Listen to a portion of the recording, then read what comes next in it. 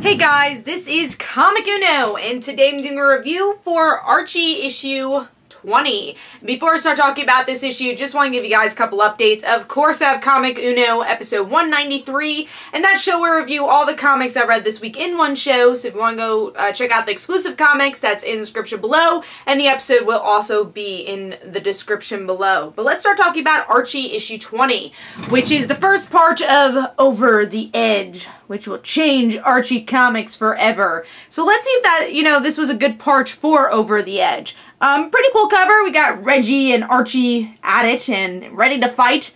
And you got the cars in the background. So what's going to happen next? So let's start talking about the interior artwork though.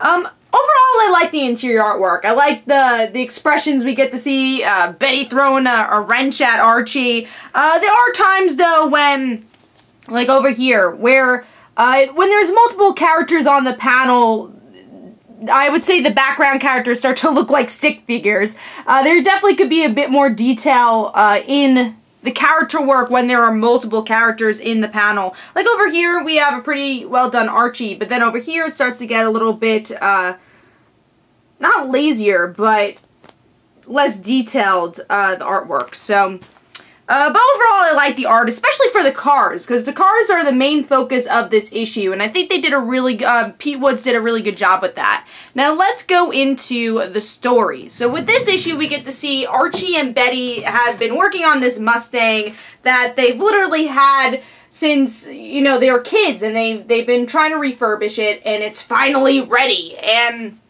they go on a joyride with Veronica, of course, and Reggie finds out about this and says, hey, well, you should go in a drag race with me, because if you don't, I'm going to tell Veronica that you might be kicked off the football team. And Archie is desperate for Veronica not to find this out, because they've been kind of on the edge with their relationship ever since she went to Sweden.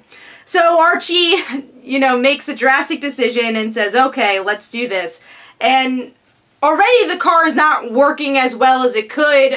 We see that there's been some problems with the car. Betty and her crew's trying to figure it out, and she does not know about the drag race until later on, so she grabs her own car and says, alright, gotta go save Archie. So Reggie and Archie are ready to do this drag race, and Betty is on her way. Archie sees that, and there's this oil spill on the ground that swerves Betty out of control. Everyone smashed together even before the race starts, and they literally go over the edge. So who's dead, who's not dead, who's hurt, who knows.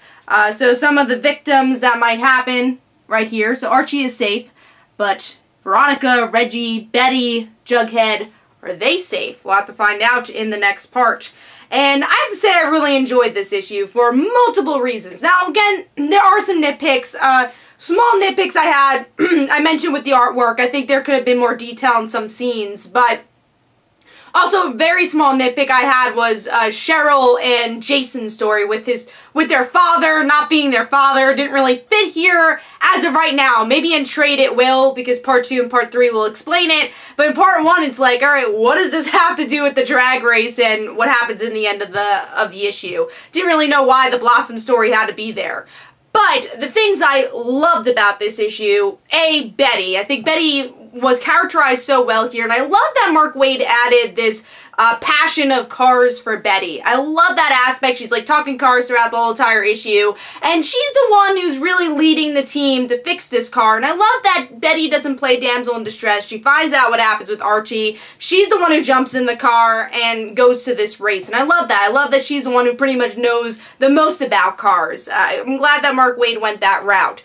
And then the whole Veronica Archie thing going on is interesting. It's intense with their relationship, and it's been building. This whole Archie trying to please everybody idea has been building since issue 1, since he got in that fight with Betty, and since he's met Veronica. Now this is kind of all exploding. So, and obviously the ending leaves you off saying, what's gonna happen next? I'm very excited to see what happens next.